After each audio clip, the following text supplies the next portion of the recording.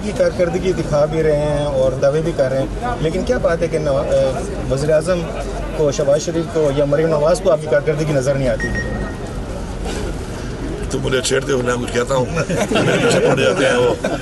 बात यह है, अब मैं क्या कहूँ, बात यह है कि एक तो अभी हमारे 1 साल पूरा इंशाल्लाह हो गया, लेकिन कैबिनेट का जो कि हुकूमत का साल कैबिनेट का शुरू होता है, तो हमारा 1 साल की परफॉर्मेंस है, उसके इंशाल्लाह पूरी बुकलेट उसकी है, उसका पूरा इवेंट करेंगे। तमाम मीडिया चैनल्स को, तमाम जो हमारे लोग हैं जो कि सोशल मीडिया से मुंसलिक हैं, तमाम अखबारात को और तमाम लोगों को हम बुलाएंगे और हम उनको देंगे कि यार हमारे फिगर्स हैं और इनको आप चेक कर सकते हो, वेरीफाई कर सकते हो।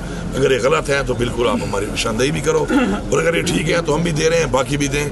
और उसके बाद आप ये देखें कि हमारे हालात के मुताबिक हमने क्या किया और औरों के हालात के मुताबिक औरों ने क्या किया।